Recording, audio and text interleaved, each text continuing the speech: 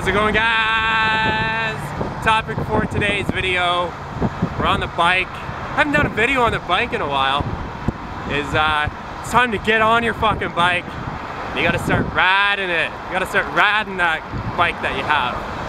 It's honestly one of the best things that you can do with your time in terms of enjoyment, in terms of your own personal health, other than probably having sex, is to get out there, ride your bike. Awesome for the environment. It's one of the best things that you can do with your time.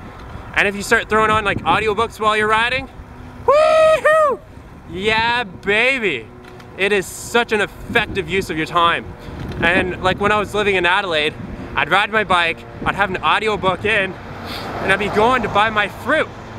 So I'm going to buy my fruit, I'm getting a workout in, and I'm enriching my mind all at the same time. Now I just recently bought a new bike. I just spent just under $1,000 on a new bike. So you don't need a fancy bling bike, $3,000 or $4,000 bike to start riding everywhere you go. I rode everywhere I went before on a $300 bike that I bought when I was in Vietnam. I'm basically gonna retire that baby. Not sure what to do with it anymore. But get out there, get out, ride your bike. Don't let bullshit be an excuse. It's like, it's an excuse. I live just outside of Vancouver in one of the suburbs, and the amount of bike riders that I see out in the suburbs is absolutely terrible. I see none. I see none. Maybe because we live in a really hilly area, so people don't want to get out and ride. But if you live in a really hilly area, man, it'll get you fit so quickly. And so many people want to get lean. They want to get lean as, right? One of the best ways to get super fucking lean is to ride your bike wherever you go and to eat a plant-based diet as well. All right, almost going through a red light there. So eating a plant-based diet, high carb, low fat, vegan diet, and riding your bike is just a fucking brutal combination if you want to lose weight. It is so good for you. So good. My legs are so fucking, my legs and my ass, so fucking sculpted from riding my bike. Most people, most girls would probably pay like $5,000, $10,000 for my legs. Like, no word of a lie. Like, fucking phenomenal, right? So girls who want to fucking, you want to lose some weight off your body, start riding your bike wherever you go. Ride to the grocery store, ride it to work. If you live in a place that doesn't allow you to ride your bike all year round, take public transportation, walk, or ideally, move to a place where you can ride your bike all year round. It's one of the reasons why I moved to Vancouver and Vancouver Island, so that I could ride my bike pretty well all year round.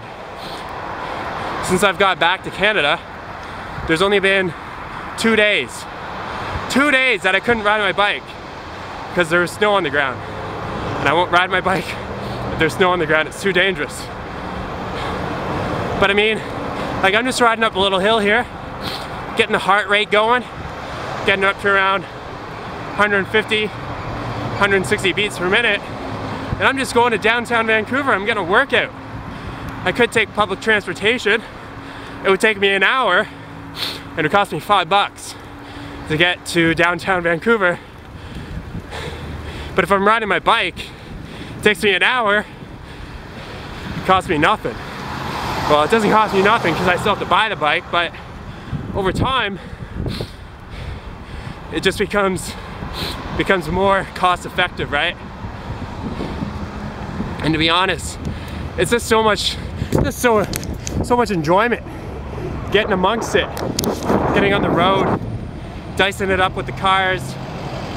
You know, the only time, if you think cycling is really dangerous, the only times that I've seriously almost gotten into accidents with cars has been my own fault. It's usually not the fault of the driver, it's usually my own fault.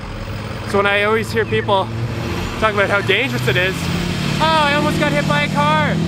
Oh my God, I almost got hit by a car. It's usually the fault of the cyclist for most parts. That's what it's been like from my experience. So for a year and a half, I cycled 17,000 kilometers through 5 different countries. And I must say, the only times that I really almost got into accidents, 100%, it was my fault. So it's definitely very safe in a lot of places in the world. Some places I've heard it's not so safe. But are you gonna let a little danger get in the way of you achieving your fitness goals and living your life the way that you want it? I don't know. I think Vancouver's a pretty safe place, and people are always telling me, it's so dangerous to ride your bike, it's so dangerous. Well, I don't know. Maybe I'll get hit by a car and maybe I won't. That's how you have to live, right? You can get into a head-on car collision and you can fucking die just as easily in a car as you would on a bike. So totally up to you.